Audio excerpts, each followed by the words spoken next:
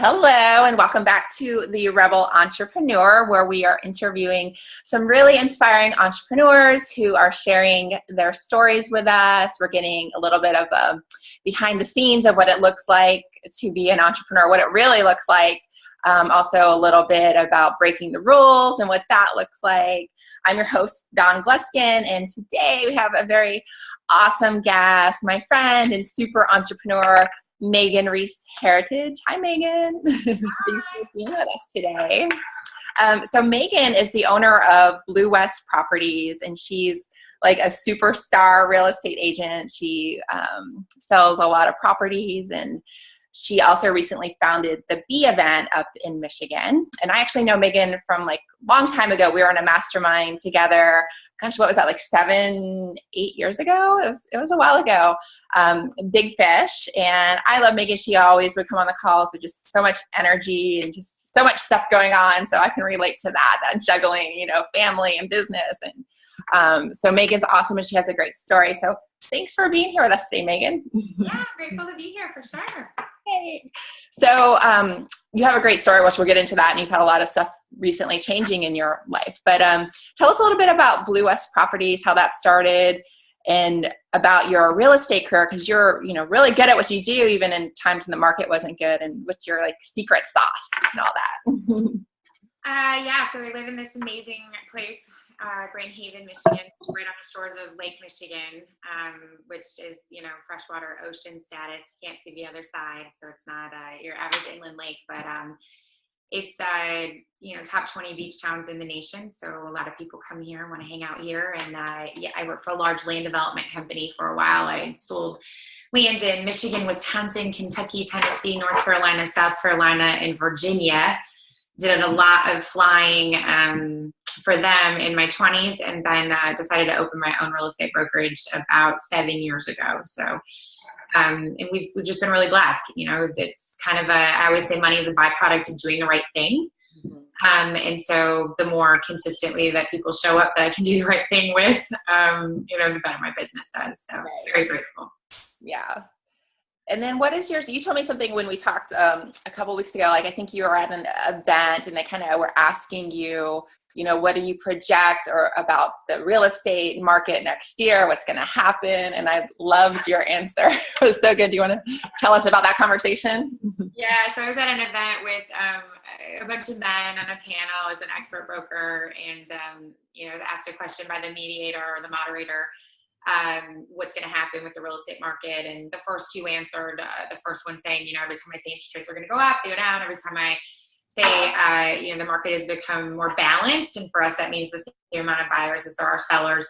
That doesn't happen either. So I stopped saying. And then the next guy went into this pontification about the, historically what happens in election years. And my answer was, I don't care. Which, we got some good laughs about that. But, I guess I just don't. Like, I went through that entire, we call it the dark days instead of the downturn here in our office. A lot of my newer agents don't even know what it is. Right. But, I've been in positions where we've been on the top of the Maui Westin celebrating, incredible wins with massive organizations. And I've sat with my husband and discussed cutting cable. And it doesn't change anything really with the most important humans that are in my life. So once you've been through something like that, I think you already know you can survive it. Mm-hmm.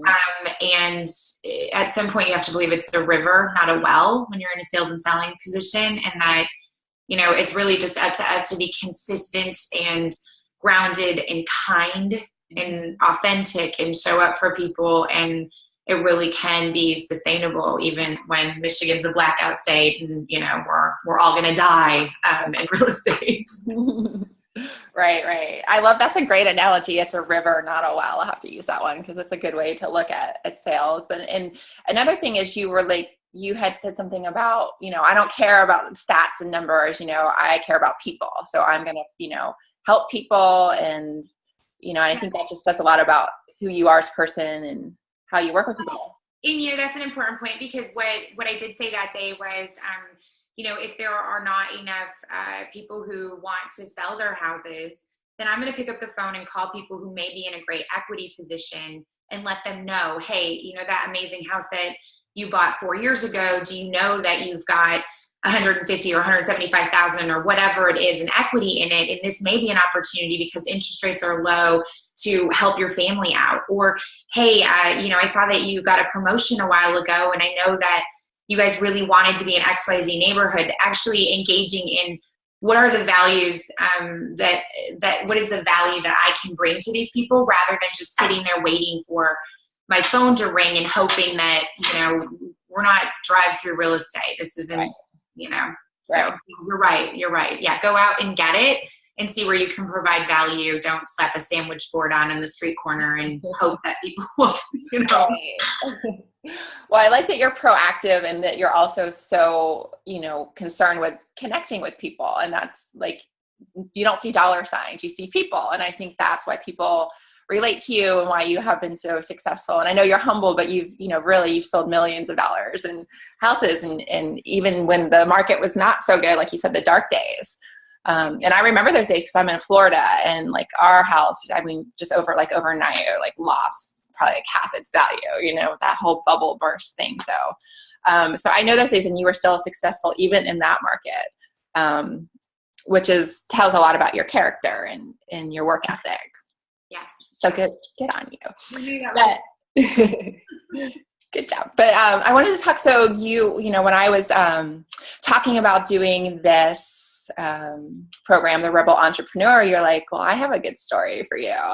And I was like, okay, let's talk. And I was excited to talk to you because we hadn't talked in a little while. And you do have a really good story. Like you've made some really bold changes and decisions in your life recently, and you've done it from a place from the heart. And so I think that's really cool, but I'm sure everyone would love to hear those stories. So what's going on?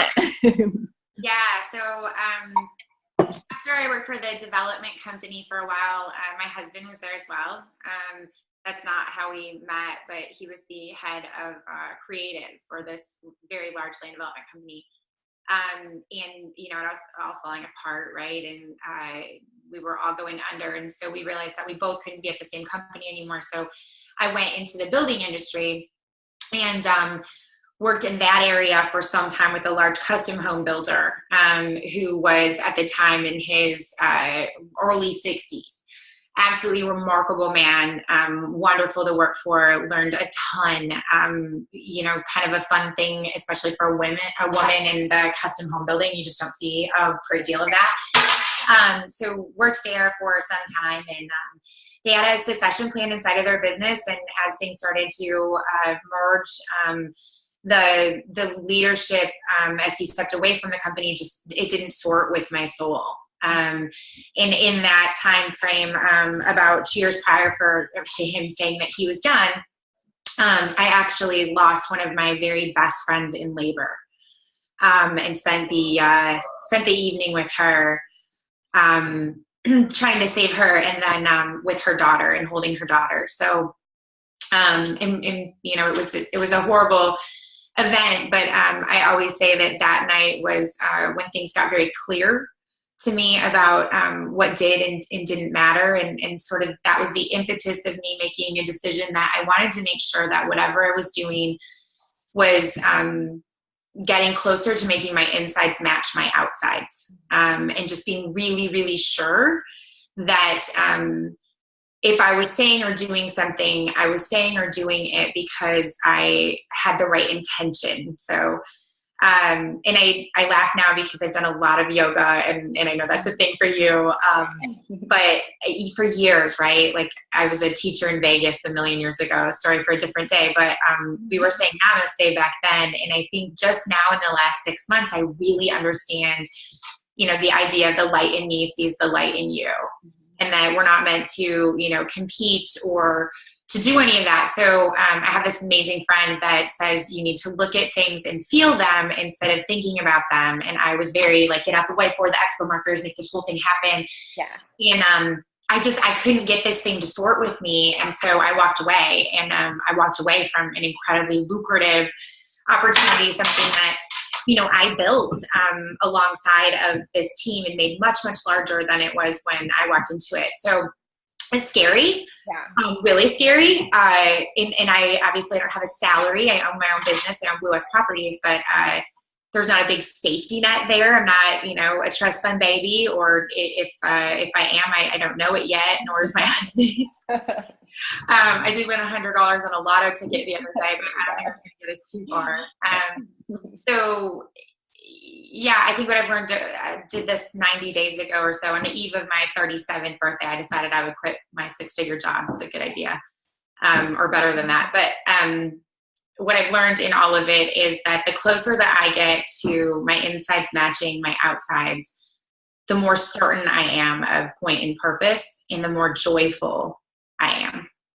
Yeah. I love it. And, back to your friend, and she had a healthy pregnancy, right? So this was completely unexpected, like shocking, traumatic, right? I mean, what happened? What was the condition? And so our 4-year-old son's our best friends. I tell this story at my B event, which is an event that I created in order to share her legacy, a legacy of sisterhood, and that we're supposed to be building each other up, not competing with each other. But the very first time that I met Elizabeth, we were in a pool, and I walked out, and our babies knew each other, but we didn't know each other. And so she looked up and said, "Are you Jack's mom?" And I said, "Yeah, I'm Jack's mom." And she goes, "I thought you'd be bigger." And I kind of laughed and said, "I don't understand." And she said, "Well, his head is huge." And I laughed again. And then she said, "Was he a C-section?" And so I kind of just stuck my hand out and was like, "Hi, I'm Meghan. It's great to meet you." But in that moment, I realized that, how fun just to have somebody show up authentic and say what was on their mind. And, right. We became friends that night. Yes. Healthy pregnancy. I was on my way home. She was trying to talk me into buying a minivan, which I just can't do. Sorry to all you minivan owners out there. I'm not there yet. And she was in labor. Her doctor was one of my very best friends as well. And we were supposed to go to Santa House, and it was getting screwed up. And she sent me a text message. Elizabeth sent me a text message saying that they had just set her epidural. Her doctor, who's a friend of mine, sent me a text message and just said, "She's so loud. She's having so much fun. We had to shut her door." And it's hard to imagine in the birth room because, we've been there as moms, like having fun. Like, yeah. That's not my recollection. So she was a dentist. Yeah. Very much that way. She was a dentist, and she had this amazing snort laugh, like uber nerdy, really, really bright. And I sent a text message back and said that, that I loved her and that we were on our way. So I said, "I'm praying. I'm on my way. We'll see you soon." And, 2 hours later, she had an amniotic embolism. So amniotic fluid got into the bloodstream. Basically, all the white blood cells go to the head, and then you end up in a C-section position, and there's no way to be able to stop bleeding and all of that. So we saved Kate, her daughter, Catherine, who's beautiful and amazing. I don't have a little girl, so it gives me an opportunity to snuggle a little girl. And then we did the very best that we could with what we had. So. Hot mess, Dawn. Hot mess, but it's a big blessed mess. Yeah. And so I felt like for a while there I had 2 husbands and 4 kids. It's getting better. So. Yeah. Oh God. I mean, I can't even imagine. That's such a sad story, and yeah.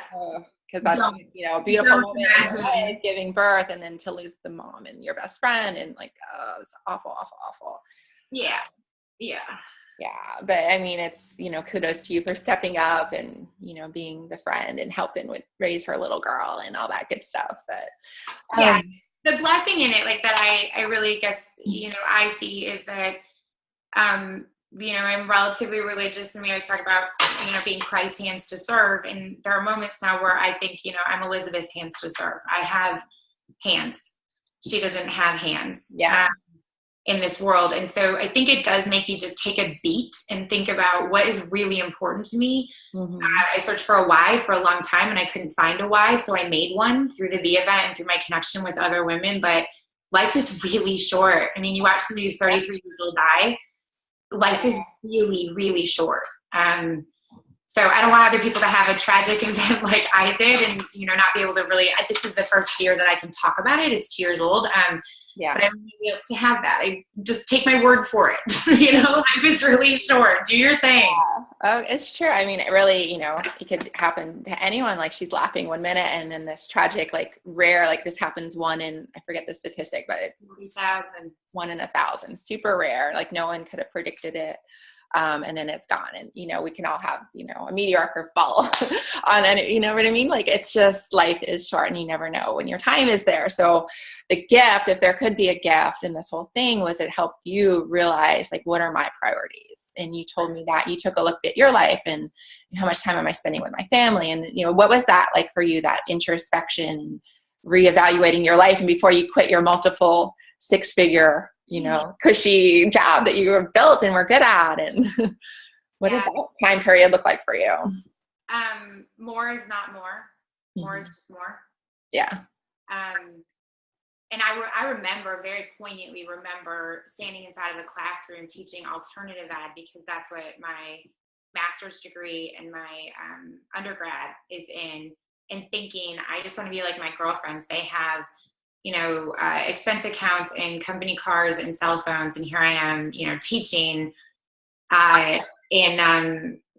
within 18 months of that, I'm not sure how well I manifested, if it's, Gene Houston's and Telekey or what we were doing there. But not only did I have a, car and a cell phone, I was flying around on private jets, and meeting with people who had suitcases of money out of places like Newport Beach and, in Telluride, watching Oprah and Tom Cruise. And I don't even know what happened there. ET phone home, like, I need a bigger expense account per DM because you can't even buy coffee in this town for under $50.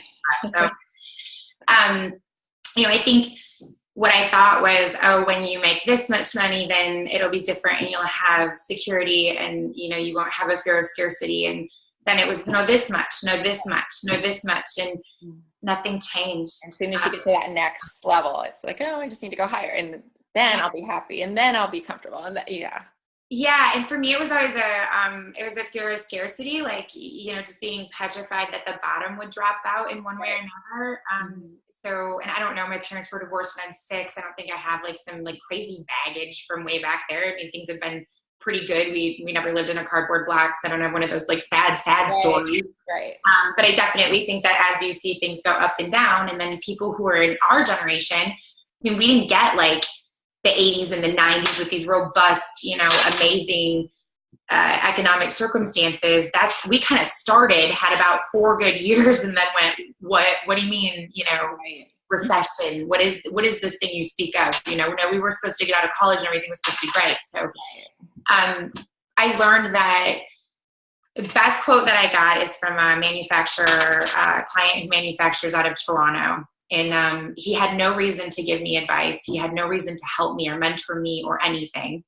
But he did in a random conversation in a Panera Bread. And he said, everyone is always worried about the mountain. It's not the mountain that matters. The mountain is always coming. Mm-hmm. It's the mountain people that matter. Who's going over that mountain with you? Yeah. That for me is enough. I have the best mountain people who don't look at me and go, that's crazy. Don't do that. I mean, my own husband was like, enough.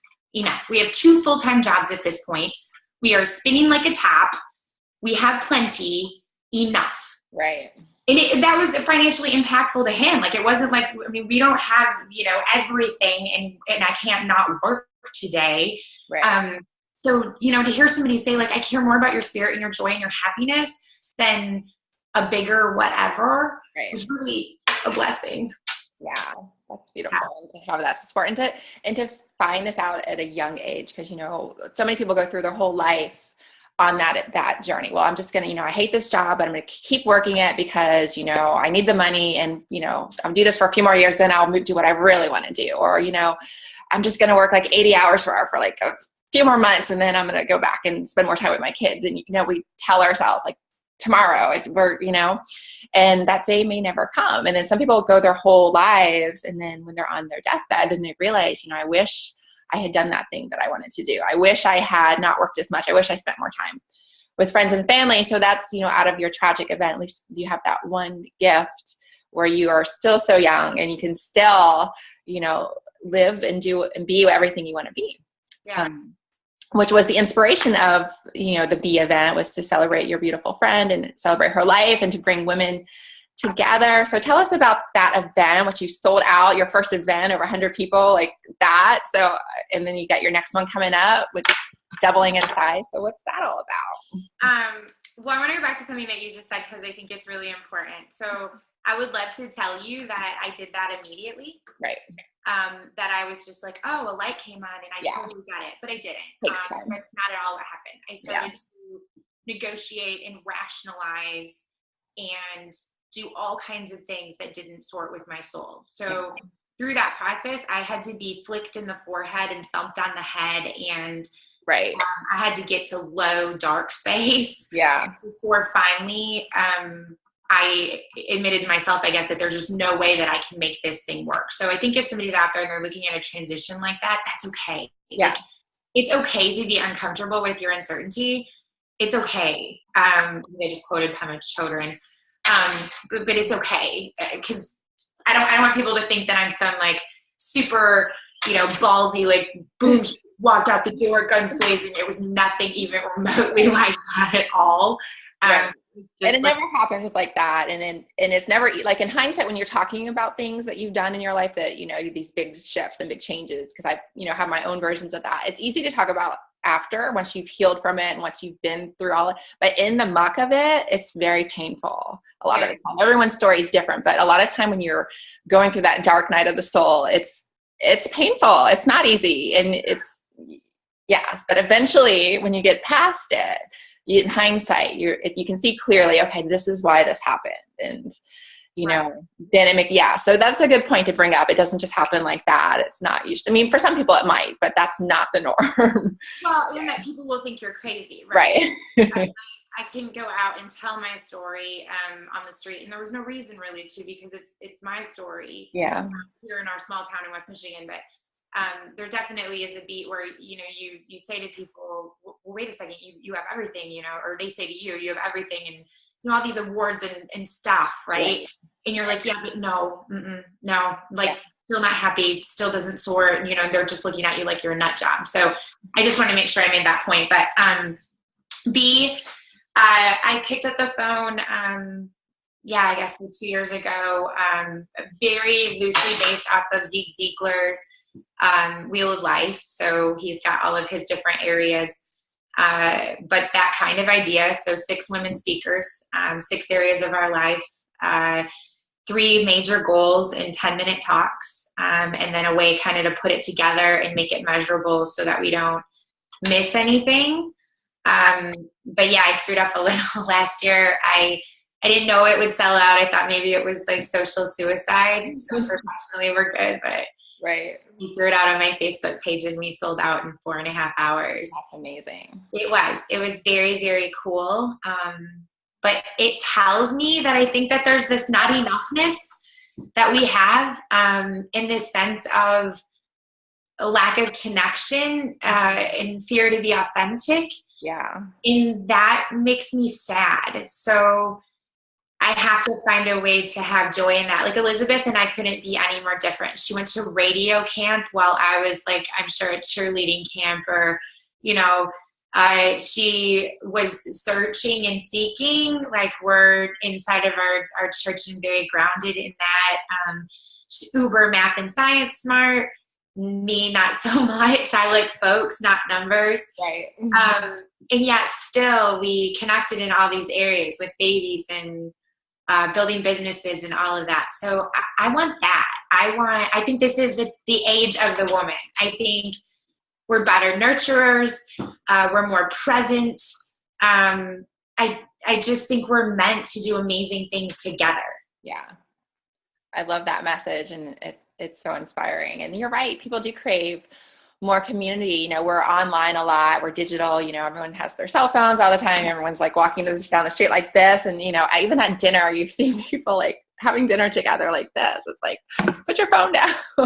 But so we're moving away that connect, but people still want it. That's a basic human desire to connect with other people. It's like intrinsic in us. Back in like the caveman days, you had to have a group to survive. So we have that deep desire. And yeah, you're right. It's not something that, it's something that's starting to go away a little bit. So people want that. And especially women coming together, having a common, you know, whether it's, you know, sharing entrepreneurism or motherhood or just whatever other things that are going on in women's lives, is to have that group, you know. And I've been a part of a lot of women's groups. That's how we met. Big Fish was a women's entrepreneur group. And it's so beautiful. Like when you get people together and you grow together and you learn together. But obviously you've created something very magical in that. And I know it's only in Michigan right now, and I'm not sure if you have plans to expand, but I would totally go to that event. Well, thank you. You were definitely, I think that sometimes you just connect with people. And I think, you know, when people talk about you being like a really big deal, like you never feel like you're a really big deal. You feel like you're, just doing your best, and you're you, and you have all the, like the tiny little girl Meghan with all the not enoughness is still in there, regardless of what the day looked like or how many zeros I'm writing on a purchase agreement. So I definitely love that you go for it. And it's honestly like watching you go, well, she's doing it. Well, that's sorting. We had that plan 7 years ago. How come I didn't do any part of any of that plan? And then I'm running an event where I'm telling people, you need to go work that plan. So am I nervous in the video? Absolutely. Am I uncomfortable right now? A little bit, but I got to do it, right? Yeah. You did it. Yeah. I love that about you. I think you're a huge benefit. Oh, I thank you. That's really very kind. I appreciate it. And you're right. I think, you know, because I don't feel like a big deal. I'm just doing my thing. You know?